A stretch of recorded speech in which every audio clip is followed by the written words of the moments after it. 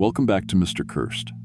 You know what's terrifying? People go into the Appalachian Trail and never come out the same. Some don't come out at all. Tonight, I've got 8 real nightmare stories from hikers who faced something they can't explain. Things that watch you from the trees, creatures that shouldn't exist, and worst of all, other hikers who aren't really human anymore. This November special will mess with your head. Before we start, hit subscribe if you dare. Smash that like button and tell me in the comments, would you hike alone after hearing these? You've been warned. Let's begin.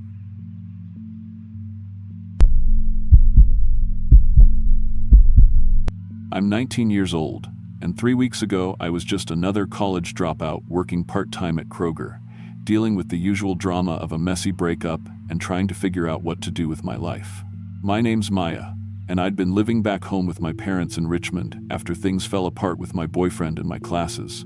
Everything felt suffocating: the job, the town, the constant questions about my future. That's when I remembered all those day hikes I used to do with my dad when I was younger, up in Shenandoah. I figured a weekend on the Appalachian Trail might help clear my head, give me some space to think without everyone breathing down my neck. I'm writing this now with hands that barely look human anymore. My fingers are too long, the joints bend in ways they shouldn't, and my skin feels wrong, like it doesn't quite fit over whatever I've become. The doctors can't explain it. Hell, I can't explain it. But I need to get this down before I lose the ability to hold a pen, before whatever's happening to me finishes what it started up on that mountain. Looking back now, I should have paid more attention to the way my dad always avoided certain sections of the trail. He'd driven me up to Shenandoah dozens of times over the years, but always stuck to the same popular day hikes near the visitor center. When I told him I wanted to do a solo overnight trip, something longer and more challenging, he got this look on his face I'd never seen before. Not worried, scared. He tried to talk me out of it, suggested I wait until spring, maybe find someone to go with me, but I was 19 and stubborn, and honestly, I thought he was just being overprotective. The section I picked was about 15 miles north of the main park area, near an old logging road that connected to the trail. I'd found it on some hiking forums. People said it was less crowded, more primitive, with better views of the valley, perfect for someone who wanted to be alone with their thoughts. I packed light, a small tent, sleeping bag, enough food for 2 days, basic first aid kit, nothing fancy. I'd done plenty of day hikes, and this was just extending that by one night. How hard could it be? My mom dropped me off at the trailhead on a Friday morning in early November. The weather forecast was perfect. Crisp fall temperatures, clear skies, no chance of rain. I remember her hugging me extra tight before I got out of the car, and she made me promise to text her when I reached the trail shelter that evening. The parking area was just a gravel pull-off next to the old logging road, with a weathered wooden sign marking the trailhead. No other cars around, which was exactly what I wanted. The first few hours of hiking felt incredible. The trail wound through dense hardwood forest that was still showing its fall colors, brilliant reds and oranges and yellows filtering the sunlight into something almost magical. I felt strong and confident, like I could hike forever without getting tired. Every step took me further from my problems, from the suffocating feeling of being stuck. For the first time in months, I felt like myself again. I made good time, reaching the trail shelter around 4 in the afternoon. It was a simple 3-sided wooden structure with a corrugated metal roof, built into a small clearing about 50 yards off the main trail. A few picnic tables, a fire ring, and a primitive outhouse. Nothing fancy, but it felt like luxury after 6 hours of hiking. I set up my tent nearby and started gathering wood for a fire, enjoying the peaceful silence of the forest. That's when I first noticed something was different about my reflection. I was using my phone's camera to check if I had any dirt on my face, and something about my appearance seemed off. My cheekbones looked more pronounced, sharper somehow. My eyes seemed more intense, like they were catching the light differently. I figured it was just good lighting from the golden hour, maybe combined with the confidence boost from completing a challenging hike.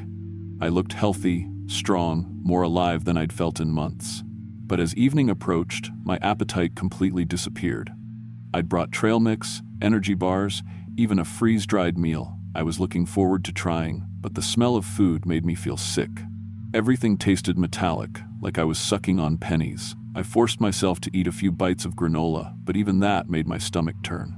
The weird thing was, despite not eating, I felt more energetic than ever, like electricity was running through my veins. I tried to text my mom that I'd arrived safely, but my phone couldn't get a signal.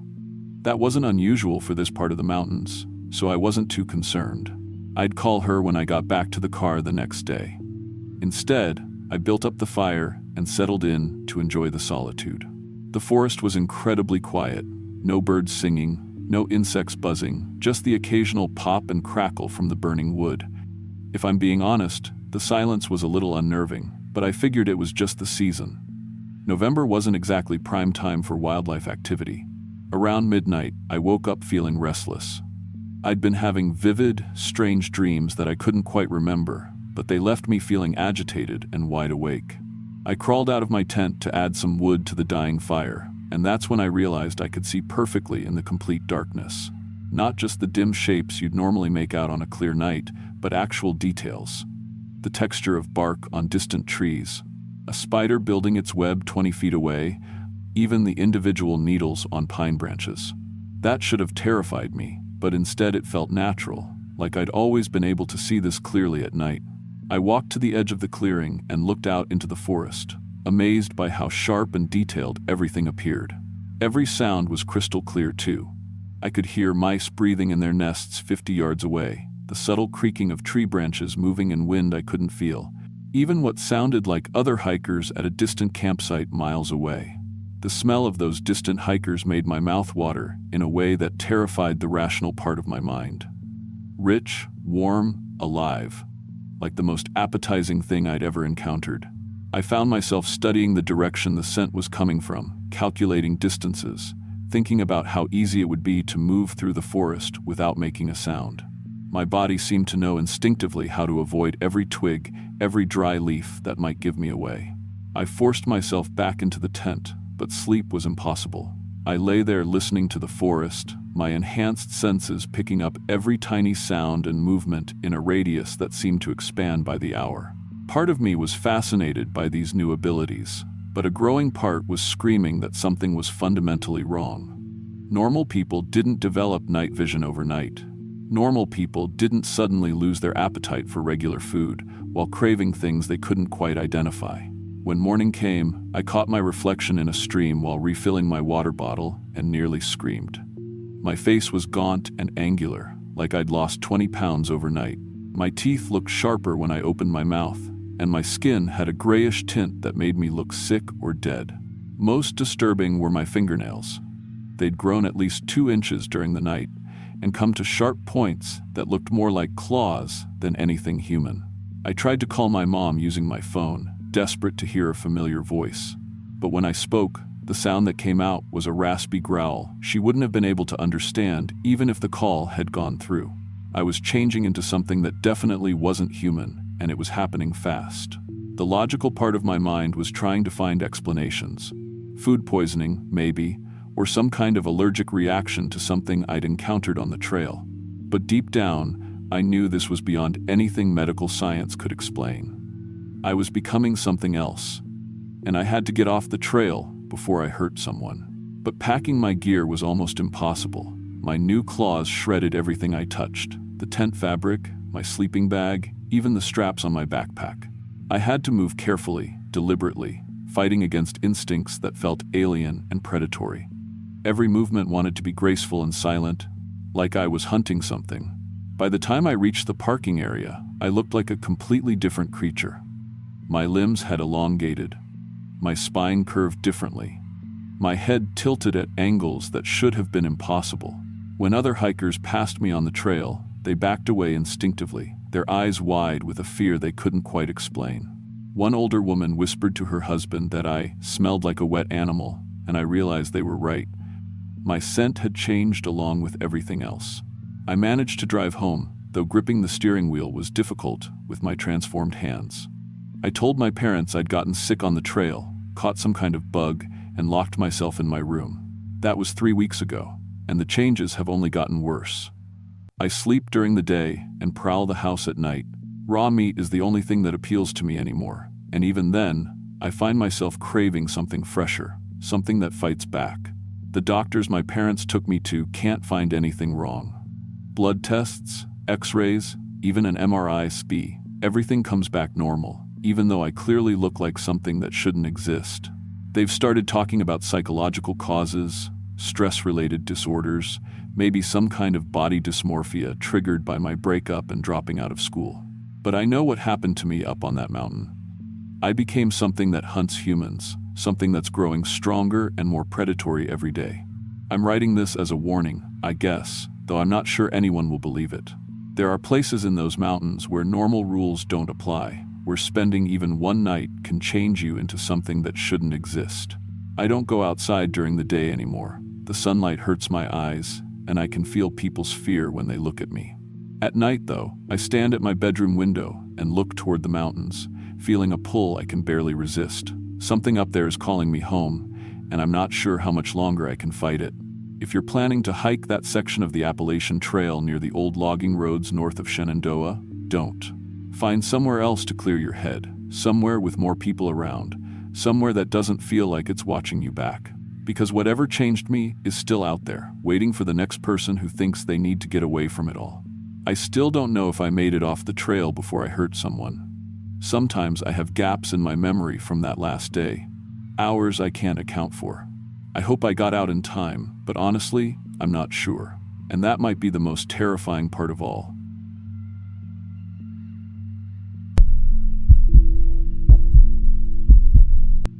I'm 26 years old, and up until 6 months ago, I thought the worst thing about inheriting my dad's auto shop would be dealing with the paperwork.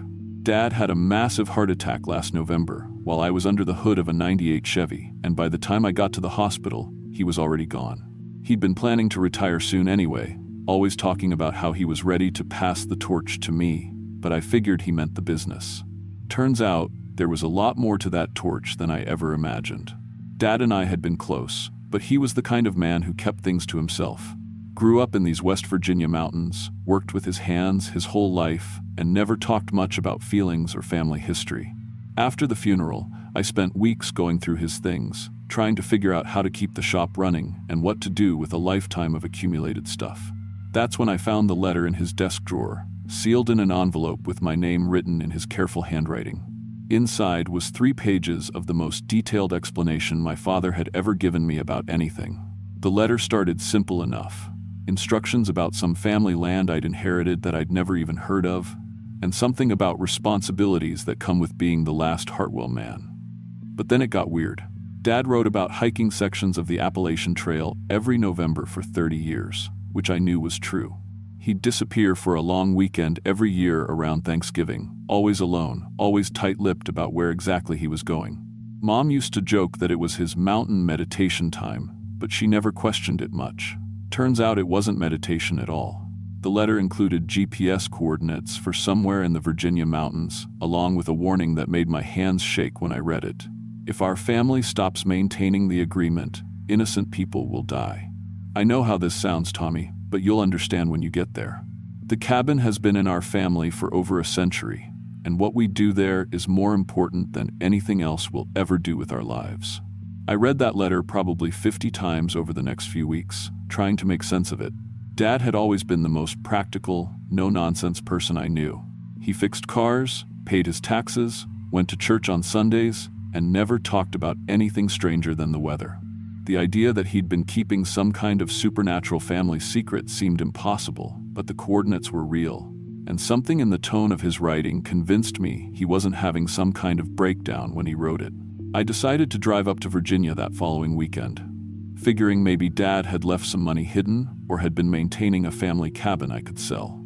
The coordinates led me deep into the mountains, farther than any road should reasonably go, down logging trails that didn't appear on any map I could find. My truck's GPS lost signal about 20 miles in, but I'd written down the directions carefully enough to find my way. When I finally reached the coordinates, I sat in my truck for a long time just staring. There was a cabin there, old but well-maintained, with smoke coming from the chimney like someone was home, which was impossible, because according to every map and land record I could find, this area was completely uninhabited. The cabin looked like it was from another century, hand-hewn logs, a stone foundation, real glass windows that caught the late afternoon light. Someone had been taking care of this place for a very long time. I knocked on the front door, not knowing what else to do, and it opened before I could even finish knocking. The man who answered looked exactly like the photos of my great-grandfather hanging in Dad's office, except great-grandfather had died in 1987. This man had the same square jaw, the same deep-set eyes, even the same scar across his left cheek from a childhood accident Dad had told me stories about. "Tommy," he said, like he'd been expecting me. "You're right on time for the changing of the guard." Inside the cabin were two other men, and I recognized them both from family photos. One was my grandfather, who'd supposedly died when I was 12. The other was my great-great-grandfather, a man I'd only seen in old daguerreotypes from the Civil War era. They all looked exactly like they had in their prime. Maybe 40 years old, strong and healthy, wearing clothes from different decades but all perfectly preserved. My great-grandfather gestured for me to sit in a chair by the fire, and without any explanation that made sense, they started telling me about our family's real job. For over 130 years, the Hartwell men had been guardians of something ancient that lived deep in these mountains. Not one creature, but many, things that had been here long before European settlers, long before the Cherokee, things that fed on human fear and life force, and had in particular hunger for people who wandered alone through the wilderness. The Appalachian Trail, they explained, cut right through the heart of their territory.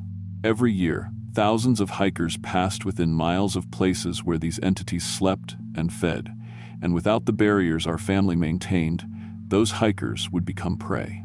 The creatures couldn't be killed or destroyed. They were too old and too connected to the land itself, but they could be contained behind supernatural boundaries that required constant maintenance and renewal. Every November, my grandfather said, one of us has to walk the barrier lines and renew the protections. Miss a year, and they'll break free. Your father understood what it meant to protect innocent people. They showed me newspaper clippings that made my blood run cold. In 1987, my Uncle James had inherited the responsibility, but refused to believe it was real. He'd been a college professor, rational and scientific, and he thought the whole thing was backwoods superstition. That November, he stayed home instead of coming to the mountains. Within a week, 43 hikers had disappeared across 6 states.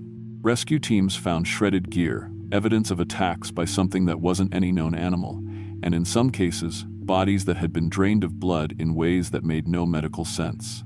James came back after that, my great-great-grandfather said quietly, performed the ritual, restored the barriers, but 37 families lost people because he thought he knew better. They led me outside to show me the boundaries I'd be maintaining. Carved into trees and stones throughout these mountains were symbols that hurt to look at directly, marks that seemed to shift and move when I wasn't focusing on them. The barriers formed a rough circle, maybe 20 miles across, containing valleys and ridges where normal people couldn't survive overnight.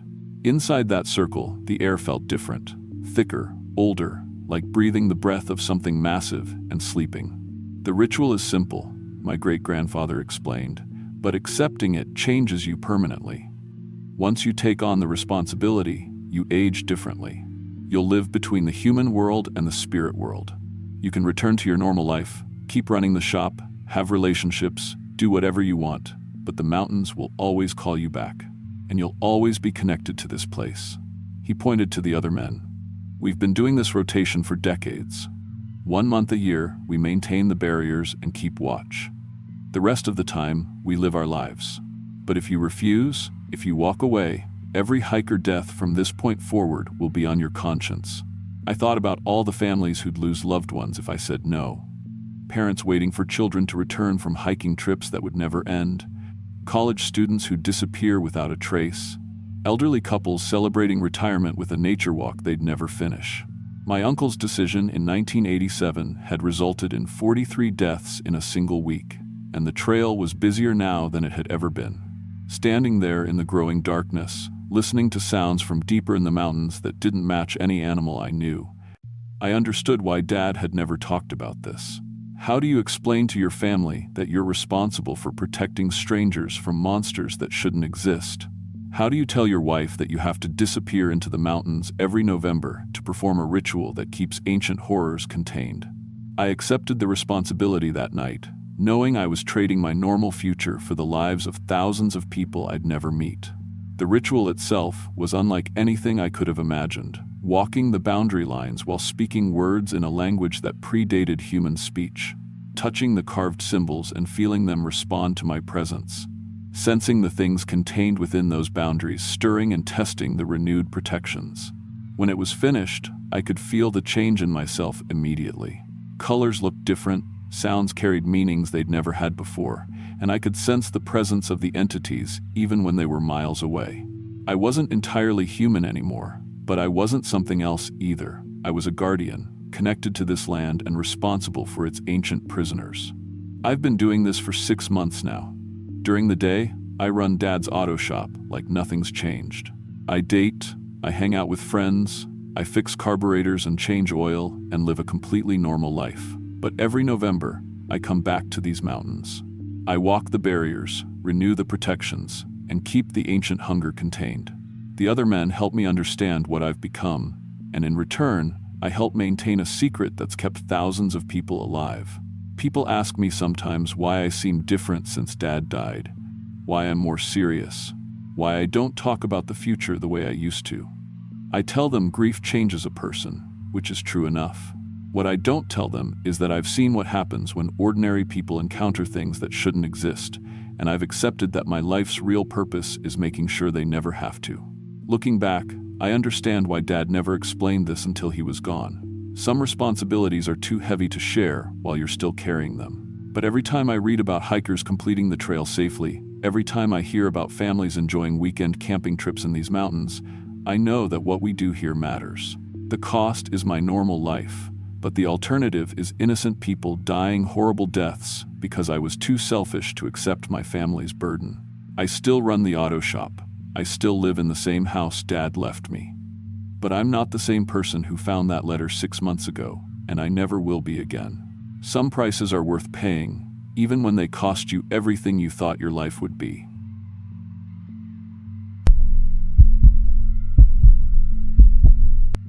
I was 24 when my grandmother died, and honestly, I wasn't handling it well.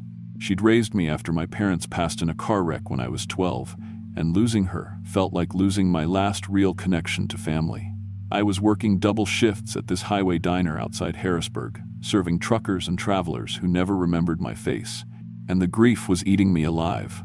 My grandmother used to tell me stories about hiking the Appalachian Trail when she was younger, back in the 60s. How she'd planned to do the whole thing section by section, but life got in the way. Kids, work, my grandfather's illness, she never got her chance. So when the funeral was over and I had a week of vacation saved up, I decided I'd hike part of the trail for her. Looking back now, I should have known I wasn't ready for it. The plan was simple enough. Drive down to Harper's Ferry in West Virginia, hike south for 3 days, then catch a bus back to my car and drive home in time for my next shift. I wasn't experienced. I'd done some day hikes with friends in high school, but nothing serious. Still, I had basic gear from a camping store, a guidebook I'd skimmed through, and figured I'd learn as I went. My grandmother always said the mountains would teach you what you needed to know if you listened. The trail seemed like the right place to say goodbye to her, somewhere she'd wanted to be but never got the chance to see. It was early November when I started, cold enough that most of the tourist hikers had gone home, but not so cold that the trail was dangerous. At least, that's what I thought. The leaves were mostly down, and the forest had that empty, sleeping feel that comes right before winter settles in for good. I'd told my manager at the diner where I was going, left my route plan with a neighbor, done all the responsible things the guidebook suggested. My grandmother had taught me to be careful, to think things through, to help people when they needed it. She'd been a nurse for 40 years, and that instinct to take care of others had rubbed off on me. If I'd been smarter about how I helped people, maybe none of this would have happened. The first day went fine. I made decent time, my pack wasn't too heavy, and the trail was well marked. I passed a few other hikers heading north, nodded and smiled like the guidebook said you should do, felt like I was getting the hang of it. The weather held crisp and clear, and by evening I'd reached the shelter I'd planned to stay at. It was just a 3-sided wooden structure with a roof, but it felt like luxury after walking all day. I cooked dinner on my little camp stove, wrote a few lines in the journal I'd brought to record the trip for my grandmother, and fell asleep listening to owls calling back and forth across the valley. The second day started just as well, but around mid-afternoon, maybe 2 miles from where I'd planned to camp, I found him. He was lying beside the trail, maybe 40 years old, well-dressed for hiking, with expensive gear scattered around him like he'd taken a bad fall. His left leg was twisted at an angle that made me wince, and when he saw me coming, he started calling for help. His name was David, he said, and he'd been hiking alone when he slipped on some wet rocks and heard something snap. He'd been lying there for hours, couldn't put any weight on the leg, and his cell phone wasn't getting signal to call for help. "Please," he said, and there was genuine pain in his voice. "I just need someone to help me get to the road crossing about 2 miles north. There's a parking area there where someone might find me or maybe get cell service." I should have trusted my instincts right then, because something felt off about the whole situation. His gear was too clean, too new, like it had just come out of a store. The way he'd fallen didn't match how his stuff was spread around. It looked arranged, not scattered. But he was hurt, or seemed to be, and my grandmother had raised me to help people when they needed it. She'd always said that kindness was the most important thing you could offer the world, that helping strangers was how you honored the people who'd helped you.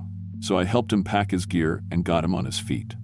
He leaned on me heavily as we started walking north, back the way I'd come, toward the road crossing he'd mentioned.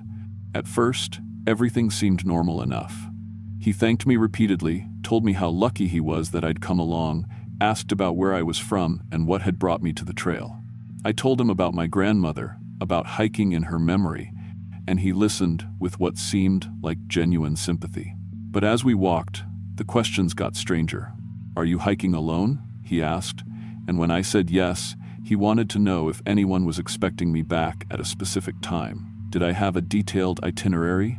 Had I told people exactly which shelters I'd be staying at? When I mentioned that I'd left a general route plan but nothing too specific, he seemed pleased. Too pleased. Then I noticed his injured leg seemed to be getting better. When he thought I wasn't looking, he'd put full weight on it for a few steps before remembering to limp again. Once, when I pointed out some other hikers we might encounter heading south, he got agitated and suggested we take a side trail to avoid them. Said he was embarrassed about needing help, didn't want other people to see him like this. That's when I started to realize that maybe I was helping the wrong person. We'd been walking for over an hour when he directed us off the main trail toward what he said was a shortcut to the road. The path was narrower, less maintained, and I didn't remember seeing it on my trail map. When I mentioned this, he said he'd hiked this area for years, knew all the local trails like the back of his hand. But something in his voice had changed. The grateful, injured hiker was starting to disappear, replaced by something colder. The side trail led to an old trail shelter, the kind built decades ago and mostly forgotten now. It was bigger than the newer ones, made of stone instead of wood, with a fire ring and what looked like it had once been a small storage area. David seemed to know exactly where he was going, which struck me as odd for someone who'd supposedly gotten lost and fallen.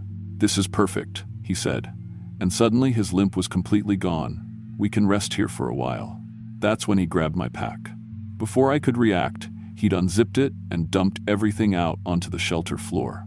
My clothes, my food, my sleeping bag, everything scattered while he pawed through it looking for something specific. He found my phone first, turned it off and pocketed it. Then my ID, my credit cards, anything that connected me to the outside world. "You shouldn't have helped me," he said, and the smile on his face made my blood freeze. "But I'm glad you did. Makes this so much easier when people volunteer." I backed against the stone wall of the shelter, finally understanding what I'd walked into. This wasn't a chance encounter with an injured hiker. This was planned. The scattered gear, the convenient injury, the questions about whether anyone knew where I was. It had all been a setup. "I've been working these trails for years," he said conversationally as he started pulling rope and other things from his pack. "Amazing how many good-hearted people there are in the world, ready to help a stranger in need. Especially young women hiking alone. Your type never can resist helping." He explained it like he was discussing the weather, how he'd scout solo hikers, particularly women, and stage fake injuries near isolated trail sections. How he'd get them to help him to remote locations like this shelter, how the ones who stopped to help never made it back to civilization. "The beautiful thing about the trail," he said, "is that people disappear all the time. Get lost, fall off cliffs, hypothermia, bear attacks. Search and rescue always assumes it was an accident." While he talked, I was working at the rope he'd used to tie my hands, trying to stay calm and look for any chance to get away. The knots weren't as tight as they could have been. Maybe he was getting overconfident, or maybe years of doing this had made him sloppy. Either way, I managed to work one hand partially free while he was busy organizing his tools. He told me about the others. The college student from Virginia who'd helped him 3 years ago, the retired teacher from Pennsylvania who'd insisted on sharing her water, the young man from Ohio who'd given him his extra jacket. He described them with the casual tone of someone discussing grocery shopping, like they'd been items to collect rather than human beings with families and lives and people who loved them. That's when I realized something that made everything worse. All those people could still be alive if I'd been smarter. If I'd trusted my instincts, if I'd reported my suspicions to someone instead of playing along. My kindness, the thing my grandmother had taught me was most important, hadn't just doomed me, it had enabled him to keep hunting. When he turned away to arrange something in his pack, I got my hands free and grabbed the nearest heavy object I could find, an old cast-iron camping pot someone had left behind in the shelter. I swung it as hard as I could at the back of his head. The sound it made still wakes me up some nights. He went down hard, blood immediately pooling under his head where it hit the stone floor. I stood there for what felt like hours but was probably only seconds, staring at what I'd done. I'd killed someone. Maybe it was self-defense, maybe it was justified, but I'd taken a human life. I grabbed my scattered gear, stuffed it back in my pack, and ran. I hiked through the night, using my flashlight and following trail blazes back toward the main path. By dawn, I'd made it to a road crossing where I flagged down a park ranger who gave me a ride back to my car. I told him I'd gotten spooked camping alone and decided to cut my trip short. He seemed to buy it. I never reported what happened at that shelter. I tell myself it was because I had no proof, because his body might have been moved or hidden by the time anyone investigated, because I didn't want to spend years in courtrooms trying to explain why I'd killed someone. But honestly, I think I was just terrified. Terrified that no one would believe my story. Terrified that I'd be charged with murder. Terrified that admitting what happened would make it real. I drove straight home and went back to work like nothing had changed. But everything had changed. I dream about his victims every night, the people he described, the ones who helped him, just like I did but weren't lucky enough to get away. I dream about their families, wondering what happened to them, maybe still hoping they'll come home someday. I know I could have prevented their deaths if I'd been smarter about the help I offered, if I'd paid attention to the warning signs, if I'd trusted that voice in my head telling me something was wrong. I don't hike alone anymore. I barely hike at all. I quit the diner and moved to a different state, got a job in an office where I don't interact with strangers much. I still help people when they need it. My grandmother's lessons are too deep to ignore completely, but I'm careful now in ways I never was before. I watch for the details that don't add up, the stories that don't quite make sense, the people who ask too many questions about whether you're alone. Sometimes I wonder if I should go back to that shelter, see if there's any trace of what happened there, maybe try to find evidence of his other victims, give their families some closure. But I never do. Part of me is afraid of what I might find, and part of me is afraid I won't find anything at all. That there's no proof any of it happened, and I'll have to live with the uncertainty forever. The worst part is that I know my grandmother would be proud of me for helping someone I thought was hurt. She'd understand why I made the choice I did, even if it led to something terrible. But she'd also be heartbroken to know that her lessons about kindness had been twisted into something dangerous, that the thing she'd taught me was most important about being human had nearly gotten me killed. I still think about hiking the rest of the trail for her sometimes, finishing what I started, seeing the places she'd wanted to see. But every time I look at a trail map or read about other people's hiking adventures, I remember the sound that camping pot made when it connected with his skull. I remember the look in his eyes when he talked about the people he'd killed. I remember that kindness can be a weapon in the wrong hands, and sometimes the person you think needs help is the most dangerous person you'll ever meet. To this day, I wonder how many other solo hikers helped him before I came along. How many good people died because they couldn't bring themselves to leave someone hurt in the mountains. My grandmother always said the mountains would teach you what you needed to know if you listened. I learned that some lessons come with a price you never expected to pay.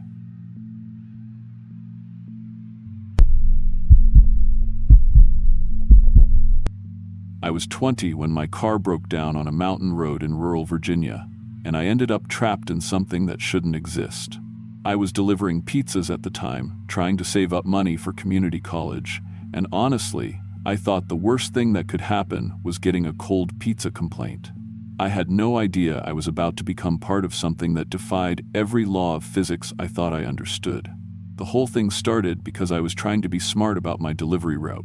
I'd been working for Tony's Pizza in Harrisonburg for about 6 months, and I'd gotten pretty good at finding shortcuts to the more remote addresses.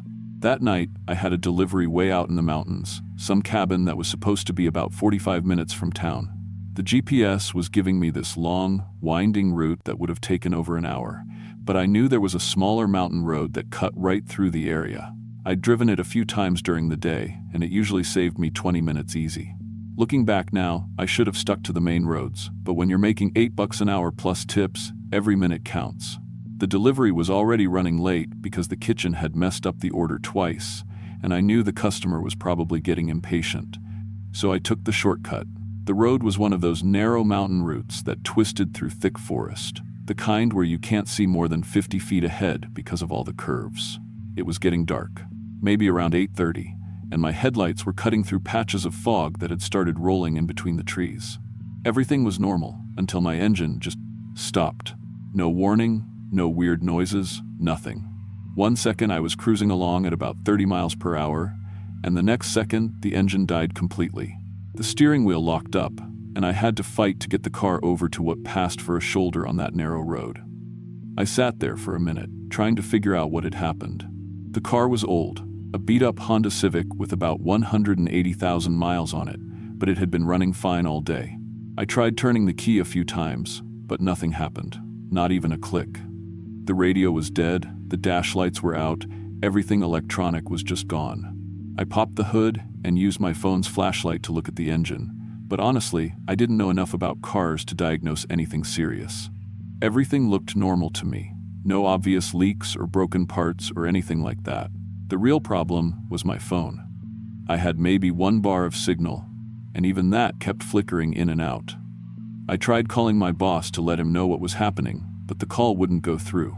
Same thing when I tried calling roadside assistance. The mountains around there were notorious for dead zones, so that wasn't really surprising, but it left me in a pretty bad situation. I was stuck on a mountain road with a dead car, no phone service, and it was getting darker by the minute. The delivery address was still about 15 miles away, but I figured there had to be something closer. Maybe a house with a landline, or at least somewhere with better cell service where I could call for help. I grabbed my flashlight from the glove compartment, locked the car, and started walking. The road curved ahead into more forest, and I couldn't see any lights or buildings in either direction. But after about 10 minutes of walking, I spotted something that gave me hope. Trail markers. There was a small wooden sign nailed to a tree that said Appalachian Trail, 0.2 miles, with an arrow pointing into the woods. I knew the AT ran through that part of Virginia, and I figured if I could get to the main trail, it would eventually lead me to a road or a shelter or somewhere with people. The trail system was pretty well maintained, and there were usually emergency phones or at least better marked routes to civilization. The side trail was clearly marked with the standard white blazes painted on trees, and it was in good condition. Not too steep, well cleared, obviously used regularly. I followed it for about 10 minutes before it connected with what was definitely the main Appalachian Trail. Wider, more worn, with the familiar white rectangular blazes every 20 feet or so. According to my phone's compass, the trail ran roughly north-south through that area. I knew there was a small town called Shenandoah Falls about 5 miles north, so I turned left and started hiking. The trail was easy to follow even in the dark, and I was making good time. I figured I'd reach the edge of town in maybe an hour, hour and a half at most, but after walking for what felt like exactly an hour, I wasn't anywhere near a town. In fact, I was still deep in forest, and nothing looked familiar. That's when I started paying closer attention to the trail markers. The blazes were definitely official AT markers. I'd hiked sections of the trail before, so I knew what they were supposed to look like. White paint rectangles, about 6 inches tall, positioned on trees at eye level, but something was off about them. They seemed newer somehow, like the paint was fresh, even though the trail itself looked well established. I kept walking north for another 30 minutes, but the forest around me looked identical to what I'd been seeing for the past hour. Same types of trees, same undergrowth, same rock formations. It was like I wasn't making any progress at all. That's when I decided to turn around and try going south instead. Maybe I'd misjudged the direction, or maybe there was a closer road in the other direction. So I turned around and started hiking back the way I'd come. Here's where things started getting really weird. After walking south for about an hour, the same amount of time it had taken me to get to that point, I should have been back where I'd first joined the trail, but I wasn't. I was still in the middle of dense forest, and nothing looked like the area where I'd started. I stopped and checked my watch. It was showing 11:30 p.m., which meant I'd been walking for almost 3 hours. But here's the thing that really bothered me. When I looked up through the trees, the moon was in exactly the same position it had been when I first started hiking. It hadn't moved at all. I tried to convince myself I was just disoriented, that I'd lost track of time or gotten confused about directions in the dark. But I've spent enough time outdoors to have a pretty good sense of these things. The moon should have moved noticeably in 3 hours. I kept hiking south, figuring I'd eventually reach some kind of landmark or boundary. But after another hour of walking, I passed the same distinctive rock formation I'd seen earlier. A boulder about the size of a car, split down the middle with a small tree growing out of the crack. I remembered it clearly because I'd stopped there to rest and check my phone. But that was impossible. If I'd been walking in a straight line for 4 hours, I should have covered at least 10 miles. The AT doesn't loop back on itself like that. Not in that area. I sat down on the rock and tried to think through what was happening. Maybe I'd gotten turned around somehow, taken a wrong turn off the main trail. But I'd been following the white blazes the whole time, and I hadn't seen any side trails or intersections. That's when I heard voices. At first, I thought it was my imagination, or maybe just the wind in the trees. But as I listened, I could definitely make out human voices having a conversation somewhere ahead on the trail. I couldn't understand what they were saying, but it sounded like multiple people talking quietly among themselves. I called out, "Hello? Is someone there?" The voices stopped immediately. I waited a few minutes, but didn't hear anything else. So I started walking toward where the voices had been coming from. After about 5 minutes, I saw flashlight beams moving through the trees ahead. "Hey," I called out again. "I'm lost. Can you help me?" The flashlight beams stopped moving, and I heard someone call back, "Over here." I hurried toward the lights and found 3 people standing on the trail, a middle-aged couple in hiking gear and an elderly man with a walking stick. They all looked relieved to see me. "Thank God," the woman said. "We've been trying to get out of here for 3 days." "3 days?" I asked. "Get out of where?" "This trail," the man with the walking stick said. "We can't find the end of it." The couple introduced themselves as Mark and Sarah from Pennsylvania. They said they'd been doing a section hike of the AT and had planned to exit at a road crossing that should have been about 2 miles south of where we were standing. But they'd been walking for 3 days and never found it. The elderly man's name was Frank, and his story was even stranger. He claimed he'd been walking this same section of trail for 2 weeks, trying to get back to the parking area where he'd left his car. He said he'd been hiking alone, doing a day hike, when he'd somehow gotten lost on a trail he'd hiked dozens of times before. "The blazes keep leading us in circles," Sarah explained. "We'll walk north for hours, then turn around and walk south, but we always end up in the same places." I told them about my car breaking down and how I'd been trying to find help. Mark pulled out a GPS device and showed me the screen. According to the GPS, we were standing in the middle of a blank area. No trails, no roads, no landmarks, just empty space. "Our GPS has been useless since the first day," he said. "It can't get a satellite lock, shows us in different locations every time we check it. We decided to stick together and try to find a way out. 4 people were better than 1, and at least we could share our supplies." Frank had plenty of water and some trail food, and Mark and Sarah were well equipped for backpacking. We chose a direction, north, and started walking together. But within an hour, we encountered something that shook me to my core. We passed the same split rock I'd rested on earlier, the same tree growing out of the crack, the same shape, the same size. There was no question, it was the same rock. But we had all been walking together in a straight line, following the white blazes, for over an hour. We couldn't have looped back to the same place. "This is impossible," Mark said, staring at the rock. Frank just shook his head. "I told you, the trail doesn't go anywhere, it just is." Sarah suggested we try leaving the trail entirely, bushwhacking through the forest to find a road or boundary. So we picked a direction perpendicular to the trail and started walking through the woods. The forest was thick but manageable. We pushed through undergrowth and around trees, staying together and keeping the trail behind us. I kept checking my compass to make sure we were walking in a straight line. After about 20 minutes of hiking through forest, we emerged onto a trail. The same trail, with the same white blazes. We tried again, this time going in the exact opposite direction. Same result. 20 minutes of bushwhacking led us right back to the AT. "The trail is following us," Frank said quietly. I was starting to panic. This wasn't just getting lost. This was something fundamentally wrong with the place we were in. The geography didn't make sense. The trail was behaving like a living thing, reshaping itself to keep us trapped. We spent the rest of the night trying different escape methods. We tried following streams, they led back to the trail. Climbing ridgelines, they curved back to the trail. Even walking directly away from any blazes we could see. We'd find ourselves back on the marked trail within minutes. As dawn approached, I realized something else strange. None of us were getting tired or hungry or thirsty. We'd been hiking for hours, but I felt exactly the same as when I'd started.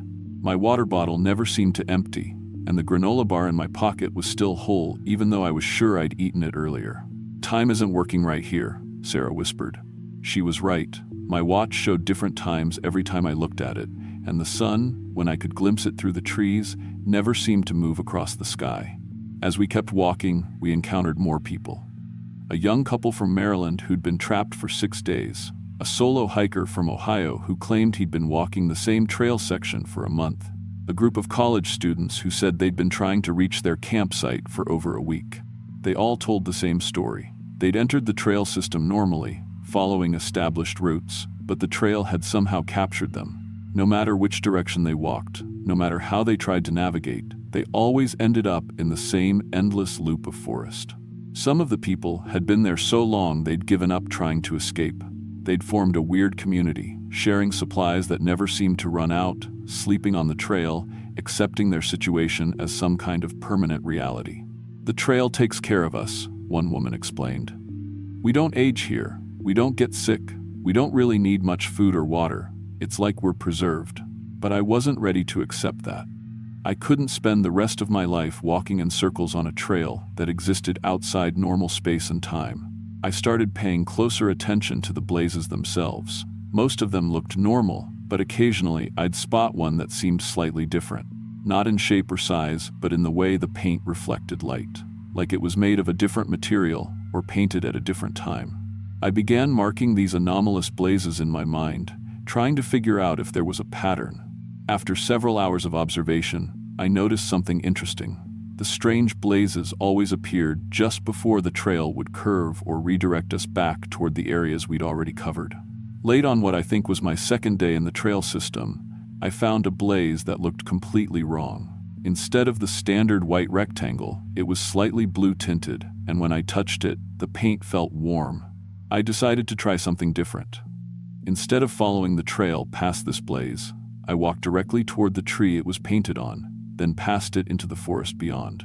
The others thought I was crazy, but I convinced Frank to come with me. We pushed through the undergrowth behind the tree with the strange blaze, and for the first time since I'd entered the trail system, we didn't end up back on the marked trail after 20 minutes.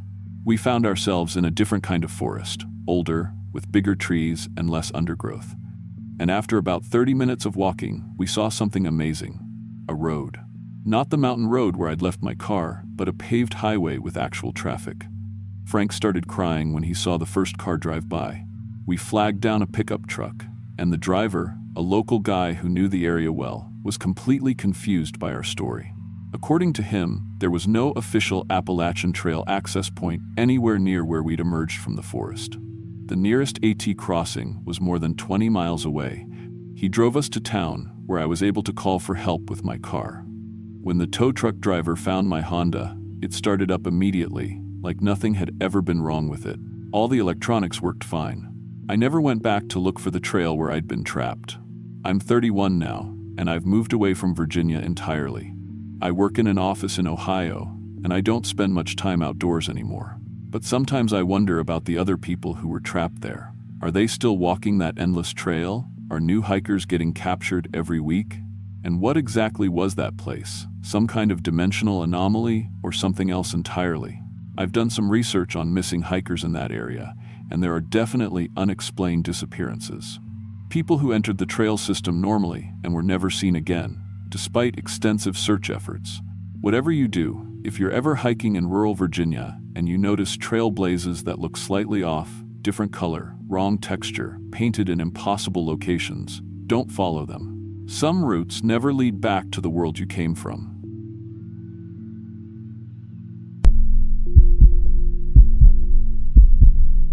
I was 23 when I made the worst decision of my life and started gambling. It wasn't anything dramatic at first, just $20 here and there on football games with some guys from the textile factory where I worked, third shift. But by November of that year, I owed close to $8,000 to people who didn't exactly offer payment plans. My name's Danny, and I'd been working double shifts for 3 months straight, but the money was going out faster than it was coming in. When my supervisor started asking questions about why I looked like hell all the time, I knew I had to disappear for a while. The mountains seemed like the best place to think things through, and maybe buy myself some time before those guys came looking for me. I'd grown up about an hour outside of Charlottesville, so the Virginia section of the Appalachian Trail wasn't completely foreign to me. My dad used to take me and my younger brother Mike camping up there when we were kids, back before everything went sideways with my parents' divorce. I figured if I could scrape together enough money for some basic gear, I could hike for a week or so and figure out my next move. The way I saw it, those guys weren't going to follow me into the middle of nowhere, and I needed time to come up with a plan that didn't involve running forever or ending up in the hospital. I bought the cheapest stuff I could find at Walmart, a $40 sleeping bag, a small tent that looked like it might last a few nights, some canned food, and a water filter I wasn't entirely sure I trusted. My plan was to start at Rockfish Gap and hike south for maybe 50 miles, staying at the trail shelters when I could find them. November was perfect for this kind of thing because most of the serious hikers were done for the season and the weekend warriors wouldn't be out in the cold. I wanted to be alone with my thoughts, and I definitely didn't want to run into anyone who might recognize me. The first day went exactly like I'd hoped. The weather was crisp but not brutal, maybe 40 degrees with clear skies, and I made decent time covering about 12 miles before setting up camp near a shelter called Black Rock Hut. I'd brought a paperback novel and figured I'd spend the evening reading and working through my problems. For the first time in months, I actually felt like I could breathe. No phone calls from people I owed money to, no supervisors breathing down my neck, just me and the mountains and time to think. That's when I met Mike. I was sitting outside the shelter around noon on day 2, eating a can of cold ravioli and checking my map, when I heard footsteps coming up the trail from the north. A guy about my height came walking into the clearing, and my heart just about stopped. He looked exactly like my younger brother. Same dark hair, same build, even the same way of walking with his shoulders slightly hunched forward. But Mike was back home in Ohio, working at a pizza place and going to community college. "Hey there," the guy said, dropping his pack next to the shelter. "Mind if I join you?" His voice was close to Mike's, but not quite right. The pitch was the same, but something about the rhythm was off, like he was thinking about each word before he said it. "Sure," I managed to say. "I'm Danny." "Mike," he replied and smiled. The smile lasted exactly 3 seconds too long. I tried to tell myself it was just a coincidence. People have doppelgangers, right? And Mike wasn't exactly an uncommon name. But as this guy set up his gear, I noticed his backpack was almost identical to mine. Same cheap Walmart brand, same color, even what looked like the same sleeping bag. When I asked him where he'd gotten his stuff, he said Walmart, just like me. "Hiking south from Pennsylvania," he said when I asked about his route. Taking some time to clear my head. The way he said it was almost word for word what I'd been thinking about my own trip. We hiked together that afternoon, and that's when things got really weird.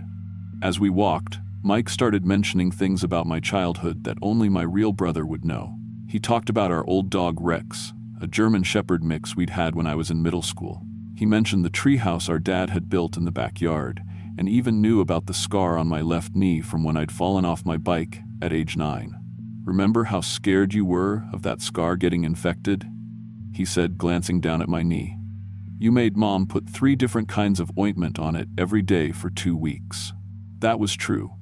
But I'd never told anyone outside my family about that. Mike, my real brother, might have told someone. But why would a random stranger on the trail know that story? When we stopped for a water break, I decided to test something. I pulled out my phone and called my brother back in Ohio. I figured maybe there was some explanation. Maybe Mike had mentioned meeting someone who looked like him. Maybe this was all just a weird coincidence. My actual brother, Mike, answered on the second ring. "Danny, what's up, man? Everything okay?" While I talked to him, asking about his day and confirming he was at work at the pizza place, like always, the other Mike stood behind me, listening to every word. When I hung up, he tilted his head slightly to one side and asked, "Was that really necessary?" But here's the thing that made my skin crawl. His voice when he said that sounded exactly like my brother's voice from the phone call. Not similar. Exact. I tried to play it off like everything was normal, but inside I was starting to panic. We made it to another shelter called Punch Bowl that evening, and I set up my sleeping bag as far from his as I could manage without being obvious about it. I pretended to read my book while he organized his gear, but really I was watching him out of the corner of my eye. That night, I barely slept. Around 2 in the morning, I heard him moving around the shelter, but when I looked over, he appeared to be asleep. Then I started hearing whispers, quiet conversations in different voices. My mom's voice talking about the weather, my ex-girlfriend Sarah discussing weekend plans, even my supervisor from the factory complaining about production schedules. All conversations I'd had recently, all voices I'd mentioned or called while Mike had been listening. The voices were perfect, but he was talking to himself, like he was practicing lines for a play. By morning, I realized he could speak in any voice he'd heard me use on phone calls. When other hikers showed up at the shelter around 8 a.m., a couple from North Carolina and an older guy from Tennessee, Mike immediately started asking them questions. Where were they from? Did they have family back home? What did they do for work? Within a few hours, he was copying their mannerisms perfectly. The way the woman from North Carolina gestured with her hands when she talked. The Tennessee guy's habit of scratching his beard when he was thinking. Even their accents and speech patterns. The other hikers thought he was incredibly relatable and friendly. They had no idea he was studying them like specimens. That's when I understood what I was dealing with. This thing wasn't human. It was something that learned to replace people by studying how they behaved, and I was helping it practice. Every conversation I'd had around it, every phone call, every interaction with other hikers, it was all data for this creature to use. The question was, what was it planning to do with that information? I knew I had to get away from it, but I also knew I couldn't just run. If this thing could copy voices and mannerisms that perfectly, it could probably track me down. It knew everything about my life now, my family, my friends, my problems. It could call my real brother and sound exactly like me. It could show up at the factory and convince my coworkers it was me. On the 3rd day, we hiked together toward a shelter called Seacock Springs. Mike, or whatever it really was, had gotten quieter, more focused. It spent less time talking and more time watching. Every person we passed on the trail, every voice it heard, every gesture or expression, it filed everything away. Around noon, we stopped for lunch near a stream, and I decided to try something. I started telling a story about a camping trip I'd never actually taken, involving people who didn't exist. I mentioned a friend named Jake, who was afraid of water, and a girlfriend named Lisa, who collected rocks. Mike listened intently, asking follow-up questions about Jake's fear of swimming and Lisa's rock collection. By evening, he was mentioning both of them in casual conversation, as if he'd known them for years. He'd created complete personalities for fictional people based on a few sentences I'd made up. That's when I realized the full scope of what this thing could do.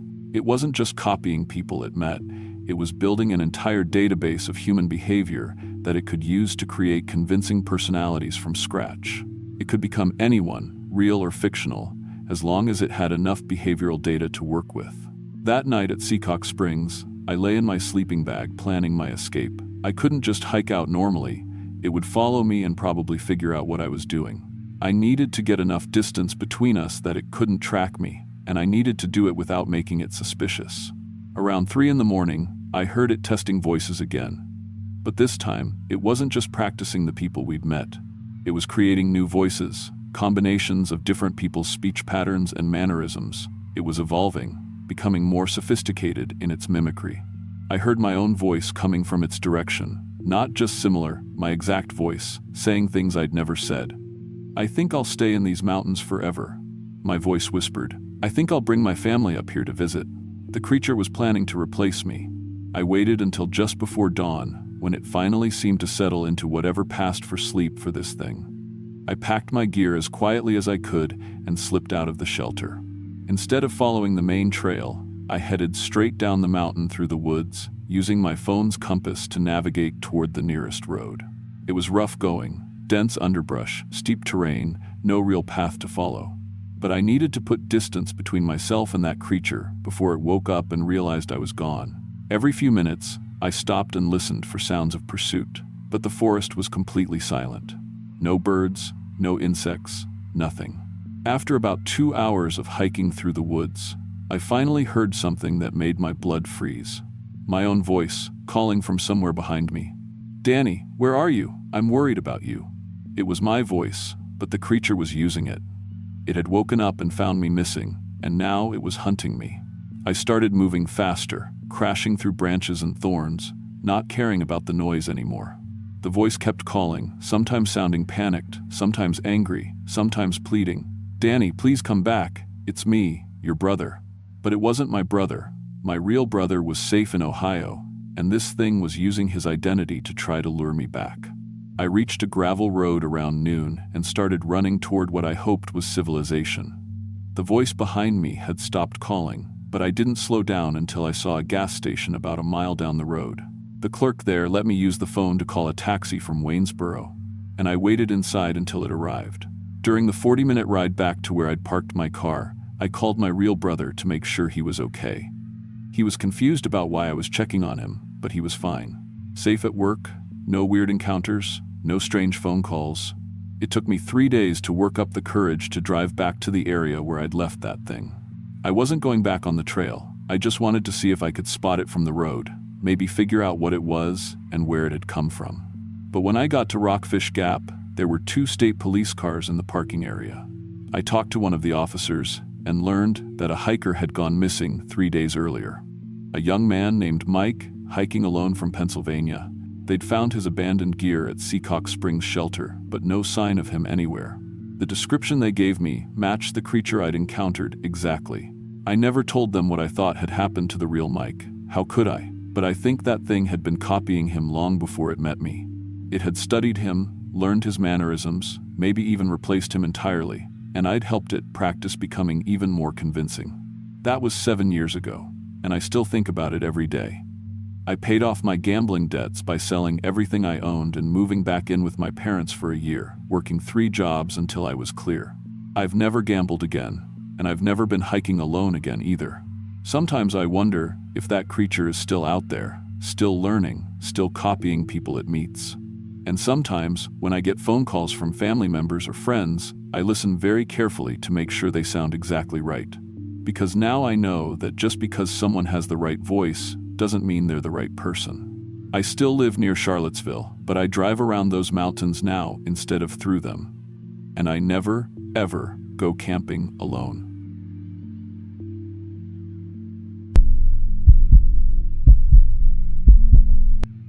I was 21 when this happened, working at this little coffee shop called Mountain Grounds, in a town so small most people just drive through without stopping. The owner, Mrs. Chen, had given me pretty much free rein over the place since her husband passed, and honestly, it was the kind of job where I could just exist without thinking too much, which was exactly what I needed after my ex, Derek, had made it his personal mission to make our tiny town feel like a fishbowl where everyone was watching me fail. Derek and I had dated for 2 years, and when we broke up, he didn't just move on. He started this whole campaign to make sure everyone knew his version of why we ended. Small towns are brutal that way. Every grocery run became an ordeal. Every church service turned into whispered conversations that stopped when I walked by. My own neighbors started giving me these looks like I'd committed some unforgivable sin.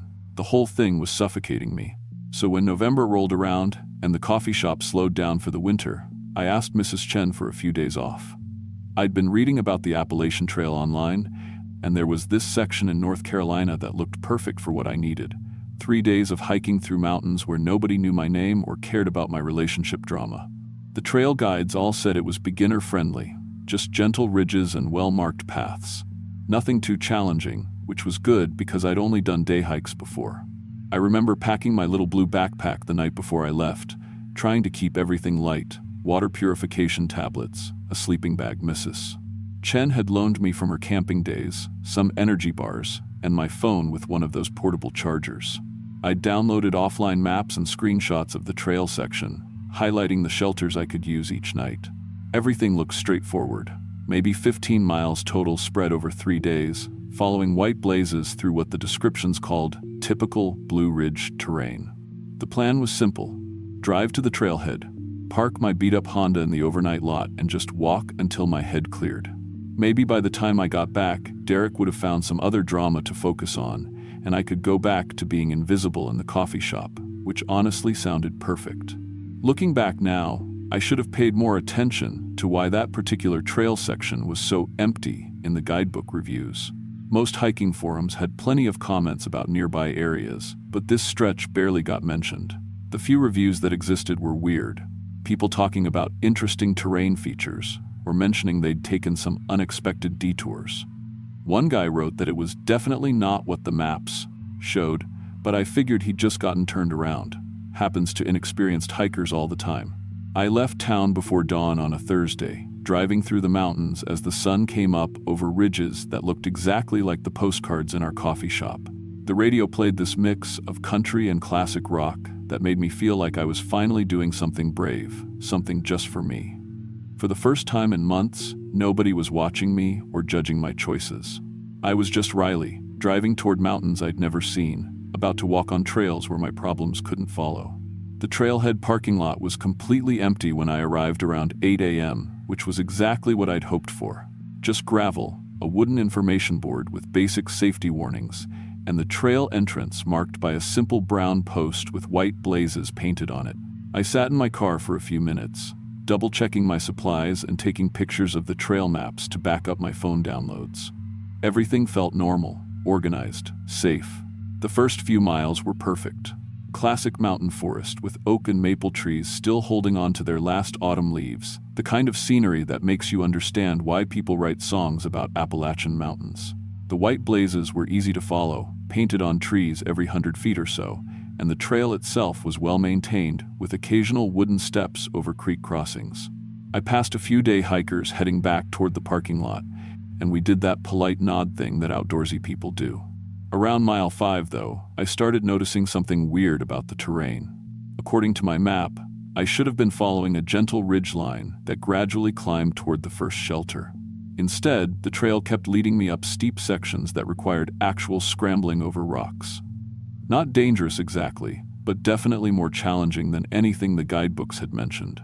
I figured maybe the map was just old or simplified, and kept following the white blazes because that's what you're supposed to do on marked trails. But then the blazes started appearing in places that didn't make sense. I'd see them painted on cliff faces, 20 feet above the actual trail, or on trees that were standing alone in the middle of clearings, with no path leading to them. At first I thought maybe trail maintenance workers had marked future route changes, but some of these blazes looked fresh, while others seemed weathered and old, like they'd been painted at completely different times by different people. The weirdest part was how steep everything was getting. My map showed I should be walking along relatively flat ridge tops, but I was basically rock climbing up terrain that belonged in a completely different mountain range. The blazes kept leading me upward over boulders and ledges that required me to use my hands to climb. I had to stop every few minutes to catch my breath, and my legs were burning in a way that didn't match the easy trail description at all. When I finally reached what should have been a minor hill, according to my map, I found myself standing on top of a mountain peak that definitely hadn't existed in any of my research. The view from the summit was absolutely impossible. I could see for miles in every direction, but nothing matched the topology I'd studied. Instead of the rolling hills and valleys shown on my maps, I was looking down at landscape that seemed designed by someone who'd never seen actual geography. There were valleys that appeared to run uphill, creating optical illusions that made my eyes water when I tried to follow them. Rivers moved in perfect spirals through forests that were laid out in geometric patterns instead of natural growth. Mountains in the distance formed shapes that were too symmetrical, like someone had arranged them according to mathematical formulas rather than geological processes. The whole landscape looked like a computer-generated terrain that had been programmed by someone who'd only read about mountains in textbooks. My GPS showed I was still in North Carolina, coordinates that placed me exactly where I should be according to my planned route. But when I looked at the sun to check my direction, it was setting in the north, which was physically impossible. I checked my compass, thinking maybe my phone's GPS was malfunctioning, but the needle pointed toward the sun, confirming what I was seeing. Either every piece of navigation equipment I owned had failed simultaneously, or I was somewhere that didn't follow normal rules. I started down the other side of the peak, still following white blazes because I didn't know what else to do. But the forest I entered was unlike anything I'd ever seen in nature documentaries or biology classes. Trees grew in perfect rows like an orchard, but they were species I couldn't identify. Bark that looked like polished metal, leaves that reflected light like mirrors, branches that curved in mathematical spirals. The ground underneath was covered in patterns made from different colored stones, arranged in designs that were clearly intentional but served no purpose I could understand. The wildlife moved wrong too. Birds flew in formation like military aircraft, making perfectly timed turns and maintaining exact distances from each other. A group of deer walked past me in a single file line, each animal stepping in exactly the same spots as the one in front of it, their heads turning to look at me in perfect synchronization. Everything in this forest followed rules that had nothing to do with natural animal behavior. It was like watching a nature documentary where all the animals had been replaced by robots programmed to act natural but getting the details slightly wrong. The trail led me to a shelter that was built from materials I'd never seen before. The walls looked like wood but felt like metal when I touched them, and they were warm despite the November air being cold enough that I could see my breath. The structure glowed faintly in the gathering darkness, providing light without any visible source. Inside, there were the usual shelter amenities, a fire ring, some wooden benches, hooks for hanging gear, but everything felt slightly off, like someone had built a shelter based on descriptions rather than actually seeing one. Previous hikers had left a journal, which was normal for trail shelters, but the entries inside were anything but typical hiking stories. Page after page of handwriting described experiences similar to mine. Trails that led to impossible places, terrain that didn't match any maps, forests where natural laws seemed suspended. The trail doesn't follow Earth geography. One entry from last month read, "It goes to places between places." Another hiker had written detailed notes about navigating what they called the other trail system, complete with landmarks that didn't exist in normal reality. According to the journal entries, some hikers had been exploring this alternate trail network for years, treating it like a secret hiking area that existed parallel to the official Appalachian Trail. They developed their own map system, marking waypoints and shelter locations in this impossible terrain. One regular contributor signed their entries Walker, and had been documenting these strange hikes for over 2 years, describing mountains that changed location, rivers that flowed uphill, and wildlife that followed mathematical patterns instead of biological instincts. The most recent entry, dated just 3 days before I arrived, contained a warning that made my stomach drop. New hikers should be careful about staying too long. The longer you remain in the alternate system, the harder it becomes to find your way back to the normal trail. I've been here 6 days now, and I'm starting to forget what regular trees look like. If you're reading this and you just arrived, leave tomorrow morning at the latest. That night in the impossible shelter, I heard sounds that couldn't exist in any normal forest. Musical tones came from underground, like someone was playing a pipe organ buried beneath the mountain. The walls hummed with mechanical sounds that had rhythm and pattern but no identifiable source. Through the windows, which were just holes in the walls with no glass, I could see lights moving through the forest in complex geometric patterns, not flashlights or campfires, but points of light that danced in mathematical formations, splitting apart and coming together like synchronized swimmers in 3 dimensions. I didn't sleep much. Every time I started to drift off, I'd hear footsteps circling the shelter, but when I looked outside, nothing was there except those dancing lights. Around 3 a.m., I heard voices calling my name from different directions, voices that sounded like my family members but were somehow wrong. My mother's voice but too high-pitched, my brother's voice but speaking in a rhythm that wasn't natural human speech. The journal had mentioned this too. Previous hikers wrote about hearing familiar voices, calling them deeper into the impossible forest. Voices that knew their names but belonged to people who couldn't possibly be there. I left at dawn, following the white blazes that continued from the shelter deeper into the geometric forest. But instead of looking for more impossible terrain, I was searching for any sign that might lead me back to normal geography.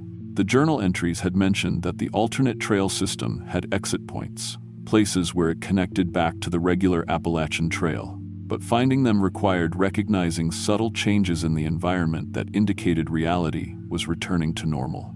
It took me most of the morning to notice the first signs. The trees gradually became less perfectly arranged, their growth patterns starting to look more natural and random. The geometric stone patterns on the ground gave way to normal forest debris, fallen leaves, scattered rocks, the kind of messy undergrowth that exists in real forests. The wildlife stopped moving in formations and began behaving like actual animals, with the random, purposeful movements of creatures following biological instincts instead of mathematical programs. By noon, I could tell that my compass was pointing south again instead of toward wherever the sun had been setting the night before. My GPS started showing reasonable terrain features that matched what I could actually see around me.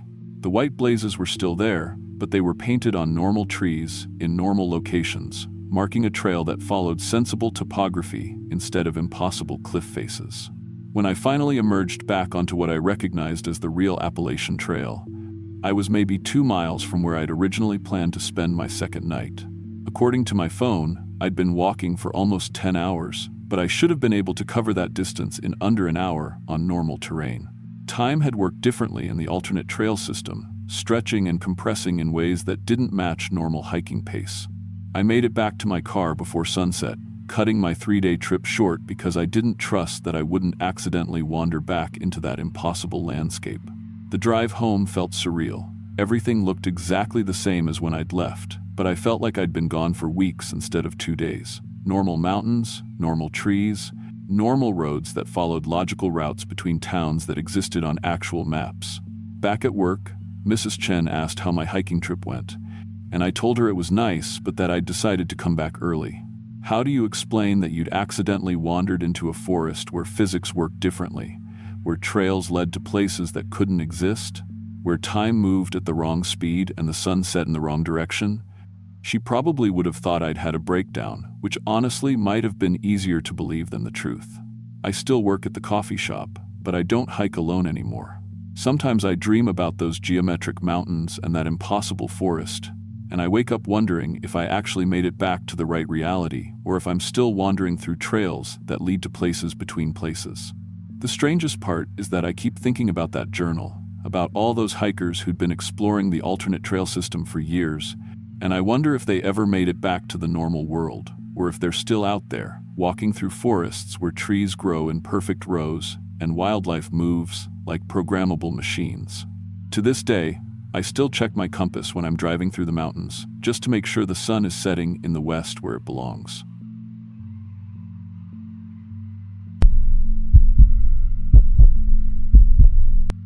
I was 28 and working as a night janitor at this corporate office building in Richmond when I realized I hadn't seen actual sunlight in probably 3 months. The overnight shift paid decent, but it was turning me into some kind of vampire. I'd get home at 7 a.m., sleep until 4 p.m., then drag myself back to work. My skin was pale as paper, and I think I was starting to forget how to talk to people. So I figured, what the hell, I'd take a few days off and go hiking. Get some vitamin D, remember what trees looked like during the day. The Appalachian Trail seemed perfect, close enough to drive to, far enough to feel like I was actually getting away from everything. November was ideal because I was used to being active at night anyway, and the weather would be cool enough that I wouldn't die of heat exhaustion on my first day back in the sun. I packed enough gear for 4 days of hiking. Nothing fancy, just a decent sleeping bag, some freeze-dried meals, and a tent I'd bought years ago but never used. My plan was to hike a section of trail in Virginia, maybe reset my sleep schedule while I was at it, and come back feeling like a human being again instead of some office building ghost. The drive up took about 3 hours, winding through small mountain towns that looked like they hadn't changed much since the 1,950 seconds. There's something about those Appalachian communities that feels timeless, you know? Old gas stations with hand-painted signs, diners that still serve coffee in actual ceramic mugs, people who wave at you from their front porches just because you're driving by. It was exactly what I needed after months of fluorescent lights and empty hallways. I started my hike on a Tuesday morning, figuring the trail would be pretty empty on a weekday in November. The parking area had maybe 2 other cars, which was perfect. I wanted solitude, wanted to hear my own thoughts for once, without the constant hum of office equipment and security alarms. The first day was everything I'd hoped for. Crisp air, golden leaves still clinging to the trees, and that kind of deep quiet you only find in the mountains. My plan was to hike about 8 miles each day, set up camp wherever I found a good spot, then push on the next morning. Nothing too ambitious, just enough to get my legs working again and my lungs remembering what clean air felt like. The trail was well marked, and I'd downloaded maps to my phone, though I'd heard cell service was spotty up there. The first weird thing happened that evening when I was setting up camp. I'd found this nice little clearing about 50 yards off the main trail, flat ground with a decent view of the valley below. Perfect spot, really. I had my tent up and was getting my sleeping bag arranged when I heard something moving in the woods around me. At first, I figured it was just a deer or maybe a raccoon. You expect to hear animals when you're camping, right? But these footsteps were different, heavy, deliberate, like something big was walking through the forest, but trying to be quiet about it. The weird part was how it seemed to be circling my campsite, staying just far enough out that I couldn't see what it was. I grabbed my flashlight and shined it toward the tree line, but all I could see were shadows and branches. The footsteps stopped as soon as I turned the light on, like whatever it was knew I was listening. That made me nervous. Animals don't usually care if you hear them walking around, but this thing seemed to be paying attention to me, responding to what I was doing. Then I smelled it. This mixture of wet dog and something rotting, but with this sharp chemical smell underneath, like bleach or ammonia. It was strong enough that it made my eyes water a little. I've been around plenty of dead animals. You see them on the roadside all the time. But this was different, more concentrated, more deliberate somehow. The smell got stronger over the next hour, and I started hearing the footsteps again. This time, I could tell they were definitely circling my camp. Whatever was out there would walk from the north side of my clearing to the east, then south, then west, then back to north again. Like it was studying me, figuring out the best approach. Around midnight, I saw its shadow. I was lying in my tent, trying to convince myself to go to sleep, when this shape passed between my tent and the moon. The shadow was enormous, had to be at least 7 feet tall, maybe 8. But the proportions were all wrong. The arms hung down way too far, almost to the ground, and the head seemed too small for the body. It moved like it was walking upright, but there was something fluid about the way it moved, like it wasn't entirely comfortable on 2 legs. I didn't sleep much that night. Every time I started to drift off, I'd hear those deliberate footsteps again, always staying just outside my view. Sometimes I'd hear sniffing sounds, like whatever it was trying to figure out what I was through, smell alone. A couple of times, I swear I felt something pressing against the side of my tent, but when I'd reach out to touch the spot, there'd be nothing there. The next morning, I found the tracks. They were all around my campsite, pressed deep into the soft earth near the stream where I'd gotten water. I'm no expert on animal prints, but these looked like no animal I'd ever heard of. They were roughly the shape of human footprints, but massive. Probably size 18 or 20 if they made shoes that big. But instead of toes, there were these long claw marks extending out from each print, like whatever made them had razor-sharp talons. The really disturbing part was that the tracks showed the creature had been walking upright around my camp, but there were also places where the prints changed, showing it had dropped down to all fours and moved that way for a while. Like it could switch between walking like a person and running like an animal, depending on what it needed to do. I followed the tracks for maybe 20 yards before I found something that made my blood run cold. There were drag marks leading away from my campsite, heading deeper into the forest. And scattered along the path were pieces of hiking gear, A torn piece of nylon that looked like it came from a tent, a broken hiking boot, and what looked like shredded pieces of a sleeping bag. The gear was old, weathered, like it had been there for months or maybe years. But it definitely hadn't been there when I'd hiked in the day before. Either something had dragged it there overnight, or whatever was stalking me wanted me to find it. Neither option made me feel particularly good about my situation. I packed up my camp faster than I'd ever packed anything in my life, but I didn't head back to the car. I know that sounds stupid now, but at the time I convinced myself I was overreacting. Maybe it had been a bear. Maybe the tracks were old and I just hadn't noticed them in the dark. Maybe the gear had been blown around by wind and I was letting my imagination run wild after a sleepless night. So I kept hiking. I told myself I'd be more careful about where I camped, maybe find a spot closer to the main trail where other hikers might be around. The thing is, I didn't see any other hikers that day, or the next day. For a popular section of trail, it was eerily empty. That afternoon, I reached a trail town called Bladen Creek. Just a handful of buildings really, a general store, a diner, and a post office that looked like it hadn't been updated since the 1960 seconds. I stopped at the diner to get a hot meal and maybe talk to some locals about the area. The woman working the counter was probably in her 60s, gray hair pulled back in a practical ponytail, the kind of person who'd lived in these mountains her whole life. When I mentioned where I was hiking, her expression changed, got serious real quick. "You camping out there alone?" she asked. "Yeah, just a few days on the trail. Why?" She glanced around the diner, making sure no one else was listening, then leaned closer. "We call it the Bladenboro Beast," she said quietly. "Been hunting these mountains for as long as anyone can remember. It's something between a wolf and a man, but bigger than both and smarter than it has any right to be." I almost laughed, figuring she was just trying to scare the city boy, but her expression was dead serious. "It comes out in November mostly," she continued. "When the trail gets empty and hikers are out there alone, park rangers know about it, but what are they supposed to do? Things too smart to get caught and too fast to track. It studies people, figures out their patterns, then—" She didn't finish the sentence, but she didn't need to. "What does it do to them?" I asked. "Drains them," she said. "Completely. Leaves the gear behind, sometimes torn up, sometimes arranged nice and neat. But the people? Well, let's just say we don't see them again."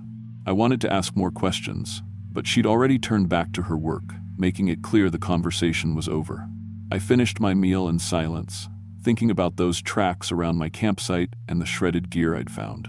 That night, I was extra careful about where I set up camp. I found a spot maybe 100 yards from the main trail, close enough that I could get help if I needed it, far enough that I wouldn't bother any other hikers who might come through. I built a small fire and kept my flashlight close, figuring light might keep whatever was out there at a distance. Around 9 p.m., I saw it for the first time. Really saw it, not just a shadow or a glimpse. It was standing at the edge of my clearing, maybe 30 feet away, studying me like I was something interesting it had found. The first thing that hit me was how big it was. Had to be 7.5 feet tall, maybe 8. But it wasn't just tall, it was built like a bodybuilder, muscles clearly defined under dark fur that covered most of its body. The face was the worst part. It was almost human, but wrong in every possible way. The eyes were too big, yellow like a cat's, and they reflected the light from my fire. The mouth was too wide, filled with teeth that were clearly designed for tearing meat, but the expression, that was what really got to me. It looked intelligent, calculating, like it was trying to figure out the best way to approach me. We stared at each other for what felt like hours, but was probably only a few minutes. I was afraid to move, afraid to even breathe too loudly. Every instinct I had was screaming at me to run, but something told me that running would trigger whatever predatory instincts this thing had. Finally, it took a step forward, moving with this fluid grace that didn't match its size. Then another step. It was testing me, seeing how I'd react. I slowly reached for my flashlight and clicked it on, aiming the beam directly at its face. The thing didn't flinch, didn't blink, just kept staring at me with those yellow eyes. But after a few seconds, it took a step back, then another, until it melted back into the trees like it had never been there. I didn't sleep at all that night. I kept the fire burning and the flashlight in my hand, sweeping the beam across the tree line every few minutes. I could hear it out there, moving through the forest, but it kept its distance. For now, the next morning, I found more tracks around my campsite. But these were different. Instead of the random circling pattern from the first night, these tracks showed the creature had approached my camp systematically, testing different angles, different approaches. Like it was learning my defenses and figuring out how to get around them. That's when I realized this thing wasn't just hunting me randomly. It was studying me, learning my patterns, my behavior, my weaknesses. The woman at the diner had been right. This thing was smart. Too smart. I started hiking as soon as the sun came up, but I could feel it following me. Not close enough to see, but I could hear it moving through the trees parallel to the trail, matching my pace exactly. When I stopped to rest, the sounds would stop too. When I started walking again, they'd resume. It was like having a shadow that stayed just out of sight. Around noon, I passed another hiker coming from the opposite direction. A guy probably in his 50s, loaded down with serious backpacking gear. I was so relieved to see another person that I almost grabbed him. "How's the trail ahead?" I asked, trying to sound casual. "Pretty quiet," he said. "Haven't seen another soul in 2 days." "You hiking alone?" "Yeah, just a short trip." He nodded, but I could see something in his expression. Unease, maybe. "You feel like you're being watched out here?" he asked quietly. My heart started pounding. "What do you mean?" "Nothing specific," he said. "Just, you know when something's not right? I've been hiking these mountains for 20 years, and I've never felt anything like this. Like there's something out there studying us, figuring us out." We talked for a few more minutes, and I learned that he was planning to camp at the same spot I'd used 2 nights before. I almost warned him, but what was I supposed to say? That there was a monster stalking the trail? He'd think I was crazy. But as we parted ways, I realized something that made my blood run cold. The creature wasn't just hunting randomly. It was herding solo hikers towards specific areas, isolated spots where it could attack without witnesses. That guy was walking right into its territory, and there was nothing I could do to stop it. I picked up my pace after that, pushing myself harder than I'd planned. I needed to get off this trail, get back to my car, get somewhere with other people, and cell phone service. But every time I looked at my GPS, it seemed like I was making slower progress than I should have been. Like the distances were stretching out, or the trail was taking me on longer routes than my map showed. That afternoon, I came to a section of trail I didn't remember from my map. It curved off to the left, heading deeper into the forest, while the main trail continued straight. According to my GPS, both routes would eventually connect back up, but the left path was marked as an alternate route, longer but more scenic. I took the main trail, but as I walked, I could hear something moving through the trees on my left, following the alternate route. Keeping pace with me, staying parallel. It was like the creature was trying to funnel me toward a specific location where the 2 trails met back up. I stopped walking and pulled out my phone, hoping to get enough signal to call for help, but there was nothing, not even one bar. The weird thing was, I'd had spotty service earlier in the day, but now there was nothing at all. Like something was interfering with the signal. That's when I heard the voices. They were coming from the alternate trail, maybe a quarter-mile away. Human voices, calling back and forth to each other. Hikers, probably, and they sounded like they were in trouble. "Help!" one of them shouted. "Someone help us!" Every instinct told me to ignore it, to keep walking on the main trail and get the hell out of there. But what if they were really in trouble? What if the creature had attacked other hikers and they needed help?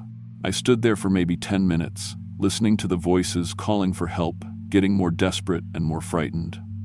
Finally, I couldn't take it anymore. I left the main trail and started hiking toward the sounds. The voices led me deeper into the forest, always staying just far enough ahead that I couldn't quite reach them. But they were definitely human voices. A man and a woman, calling for help, begging someone to find them. After about 20 minutes of following the sounds, I came to a small clearing. The voices stopped. The clearing was empty, except for a pile of camping gear in the center. Tents, sleeping bags, backpacks, all arranged in a neat circle like someone had set up a permanent camp and then just vanished. But the gear was old, weathered, like it had been sitting there for years. That's when I realized the voices hadn't been real. Or if they had been real, they'd been recorded somehow, replayed to lure other hikers into this clearing. This was a trap, and I'd walked right into it. I turned to leave and saw it standing at the edge of the clearing, blocking my path back to the main trail. The Bladenboro beast. But this time it wasn't just watching. It was positioning itself between me and escape. It was even bigger than I'd thought, maybe 8.5 feet tall, with arms that hung down past its knees. The fur was dark brown, almost black, and I could see scars across its chest and shoulders like it had been in fights with other predators. But the face was the worst part. Still almost human, but with that wide mouth full of sharp teeth and those yellow eyes that seemed to look right through me. It took a step forward, and I could smell that chemical stench again, stronger now. Wet dog and rotting meat and something sharp that made my eyes water. It was close enough that I could hear its breathing, deep and regular, like it was completely calm while I was terrified. I backed away slowly, trying not to make any sudden movements. My foot hit something soft, one of the old sleeping bags, and I nearly fell. The creature's head tilted to one side, watching my reaction, like it was curious about how I'd respond to fear. That's when I noticed something that made my terror spike even higher. Scattered around the camping gear were personal items that definitely didn't belong in the mountains. A cell phone with a cracked screen, a set of car keys, a wallet with credit cards and a driver's license that I could see from where I was standing. These weren't just camping supplies that had been left behind, they were trophies, evidence of other hikers who had heard those same voices, followed them to this clearing, and never made it home. The creature took another step forward, and I could see its muscles tensing under that dark fur. It was getting ready to attack. But it wasn't rushing, wasn't letting predatory instincts take over. It was still being methodical, still studying me, still trying to understand how I worked before it killed me. I did the only thing I could think of. I grabbed my flashlight and clicked it on, aiming the beam directly at its eyes. Just like before, it took a step back, but this time it also made a sound, a low growling that seemed to come from deep in its chest. Then I started backing toward the edge of the clearing, keeping the light on its face. It followed me, but slowly, like it was testing whether the light was really a threat or just an annoyance. When I reached the tree line, I turned and ran. I crashed through the forest, branches tearing at my clothes and pack, trying to find the main trail again. Behind me, I could hear the creature following, but it wasn't running. It was moving at that same deliberate pace, like it knew it could catch me whenever it wanted to. The weird thing was, I seemed to be making better time than it was. Maybe the light had actually heard it, or maybe it was just more comfortable moving slowly and methodically. Either way, the sounds of pursuit gradually faded as I put distance between us. It took me almost an hour to find the main trail again, and by then my hands were shaking so badly I could barely hold my flashlight. I didn't stop to rest, didn't stop to check my map, just kept hiking as fast as I could toward the parking area. The creature followed me for the rest of the day, but it kept its distance. I could hear it moving through the trees, staying parallel to the trail, but it never got close enough for me to see it again. Like it was escort me out of its territory, making sure I left and didn't come back. When I finally reached my car around sunset, I threw my gear in the trunk and drove straight home without stopping. I didn't eat, didn't sleep, just drove the 3 hours back to Richmond with my radio turned up loud enough to cover any sounds I might hear from outside. That was 5 years ago, and I've never been hiking alone since then. I still work nights, but now it's by choice rather than necessity. There's something comforting about being awake when most people are sleeping, about having lights and buildings and civilization around me when the sun goes down. I looked up that trail online a few months later and found out that there had been several disappearances over the years. Solo hikers who'd gone into those mountains and never come back out. The Park Service officially blamed exposure, falls, getting lost, all the usual explanations. But the locals knew better. They knew about the Bladenboro beast, the thing that hunted those mountains with intelligence and patience and a systematic approach that no animal should have. The thing that studied its prey, learned their weaknesses, and used their own voices against them. I still don't know exactly what I encountered out there. Maybe it was some kind of undiscovered species. Maybe it was something that evolution left behind in those isolated mountains. Maybe it was something else entirely. But I know it's still out there, still hunting, still learning. And I know I'm never going back to find out more.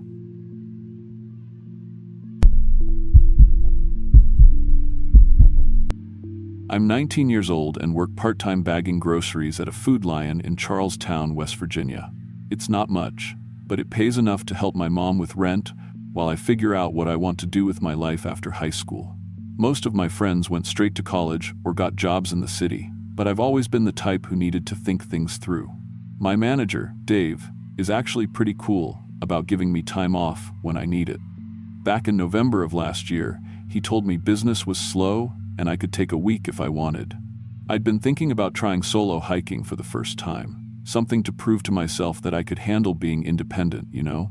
My dad used to take me camping when I was little, before he moved to Ohio, so I figured I had enough basic knowledge to handle a few days on my own. I spent hours researching trails online, reading forums, and looking at maps. Most people recommended starting with something easy, and I found a section of the Appalachian Trail in West Virginia that looked perfect for a beginner. The trail guides all said it was well marked, had decent shelters every few miles, and wasn't too challenging for someone in okay shape.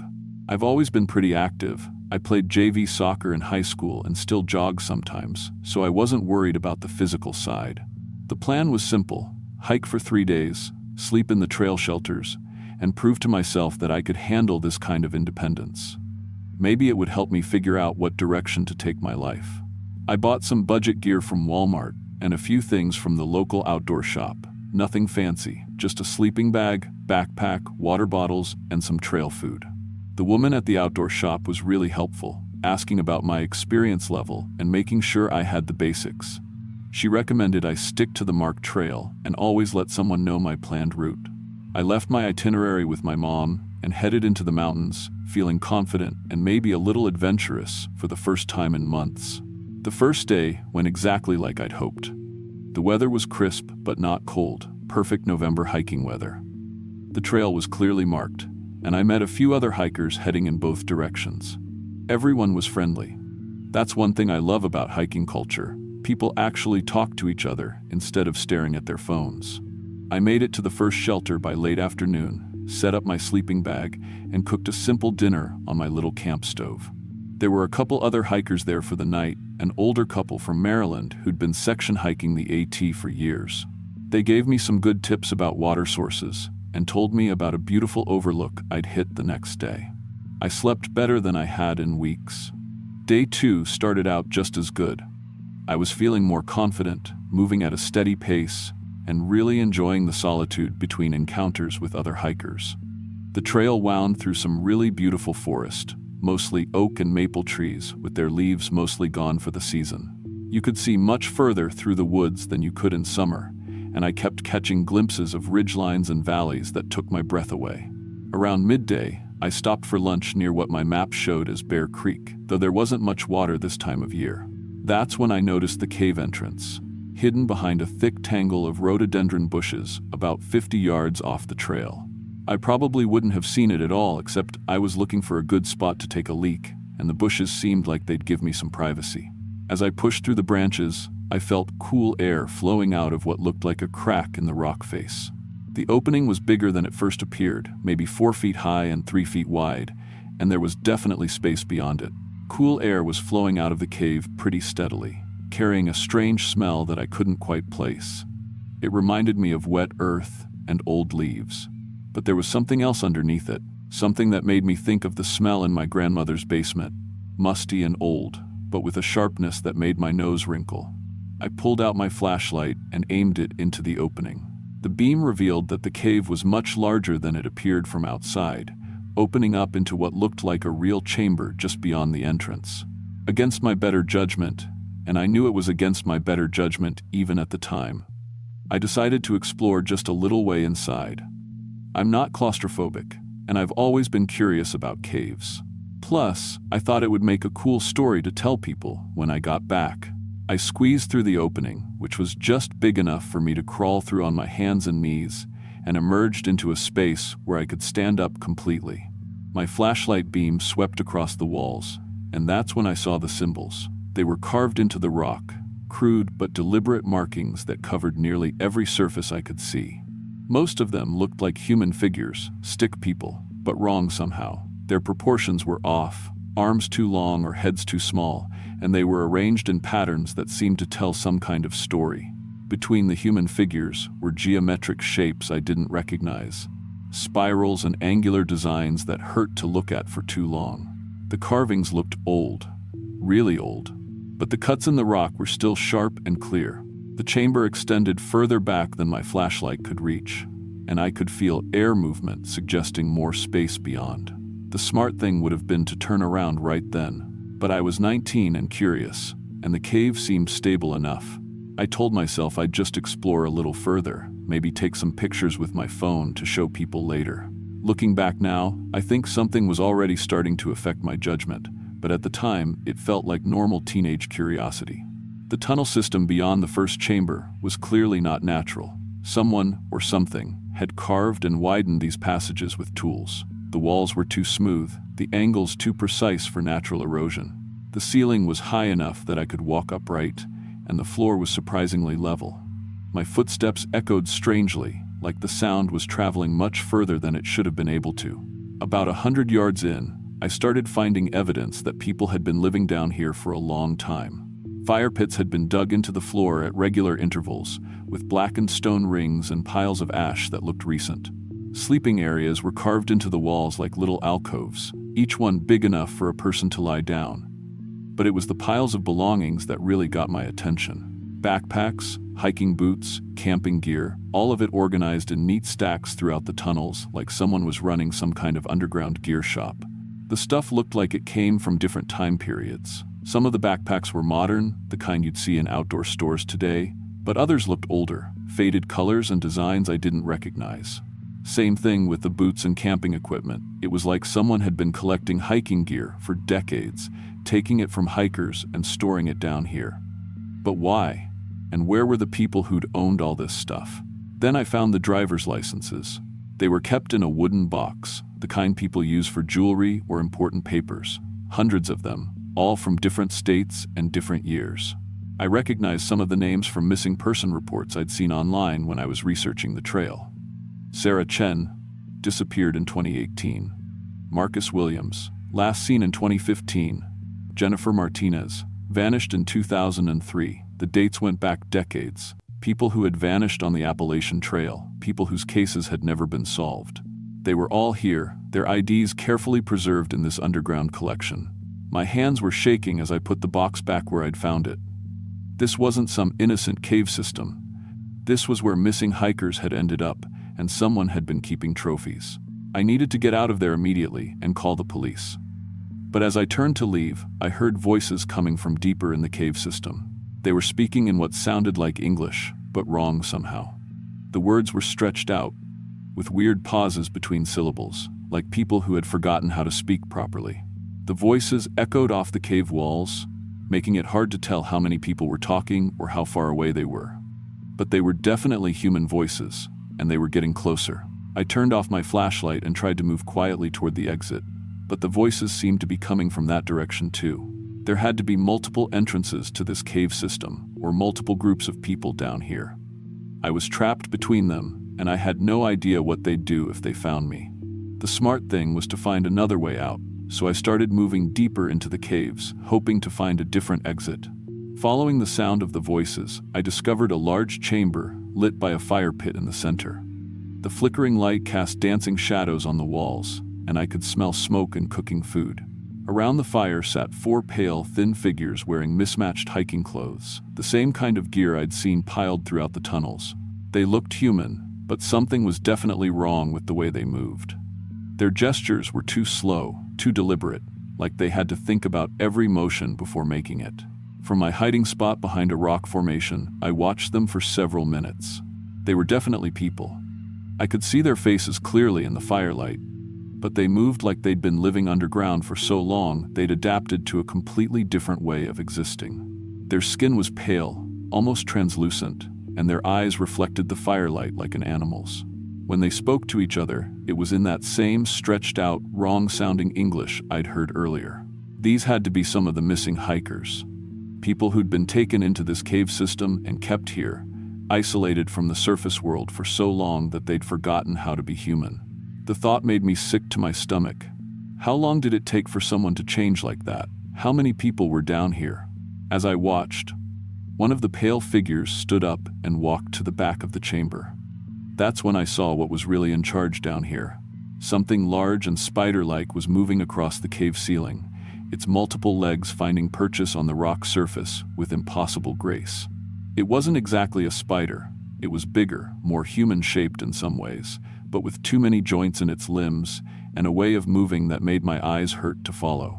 The thing communicated with the pale humans through a series of clicking sounds, like someone tapping fingernails on a table, but faster and more complex. The humans responded to these clicks like they were receiving orders, nodding and moving to different parts of the chamber. It was clear that whatever this creature was, it was directing their activities, using them as servants or guards. I realized I was looking at something that had been operating for decades, maybe longer. This creature had been capturing solo hikers, keeping them alive in the cave system until they forgot who they used to be and became part of its collection. The cave system probably extended for miles under the mountains, housing hundreds of people who'd been reported missing over the years. A whole underground society of the captured and forgotten, serving this ancient thing that lived in the darkness. The creature suddenly stopped moving and turned its attention toward my hiding spot. Even though I couldn't see its face clearly, I could feel it looking at me, studying me like it was deciding whether I'd make a good addition to its collection. The pale humans around the fire stopped their activities and started moving in my direction, their movements becoming more coordinated and purposeful than they'd been before. I ran. There was no thought involved, no planning or strategy. My body just took over and got me moving through those tunnels faster than I'd ever moved in my life. Behind me, I could hear the clicking sounds getting louder and more frequent, and the shuffling footsteps of the pale humans as they started pursuing me through the cave system. I took turns at random, following air currents and hoping to find a way out. The tunnels seemed to go on forever, branching and connecting in ways that made no logical sense. Sometimes I'd find myself in chambers I swore I'd been in before, even though I hadn't backtracked. The cave system was bigger and more complex than anything that should have existed under these mountains. After what felt like hours, but was probably only minutes, I saw daylight ahead. A different entrance, smaller than the one I'd come in through, but definitely leading to the surface. I squeezed through the opening and found myself on a steep hillside about a quarter mile from the main trail. The sun was still shining, the forest looked normal, and I could hear regular forest sounds, birds, wind in the trees, normal things that told me I was back in the real world. I didn't stop running until I reached my car at the trailhead. I threw my gear in the back and drove straight to the nearest police station, but when I tried to explain what I'd found, they looked at me like I was crazy. Missing hikers, underground cave systems, spider creatures, it all sounded insane when I said it out loud. They took down my information and said they'd send someone to check the area, but I could tell they didn't believe me. I never found out if they actually investigated or what they might have found. Part of me hopes they sealed up those cave entrances, but another part of me suspects that thing is still down there, still collecting people who hike alone on remote sections of the trail. I haven't been hiking by myself since then. I still love the outdoors, but I stick to popular trails with lots of other people around. Sometimes I wake up in the middle of the night thinking about those pale figures around the fire, wondering how long they'd been down there and if they even remembered their real names. I wonder if anyone would believe me if I tried to report it again, or if those caves are still collecting solo hikers who think they're just taking a harmless walk in the woods. The worst part is knowing that somewhere under the Appalachian Mountains, there are people who've been missing for decades. People whose families never got answers about what happened to them. They're still alive, probably, but they're not really human anymore. And that clicking, spider thing is still down there in the darkness, patient and hungry, waiting for the next curious hiker to wander off the trail and investigate a cave entrance hidden behind some bushes. To this day, I still have nightmares about the sound of those clicks echoing through stone tunnels, and I probably always will.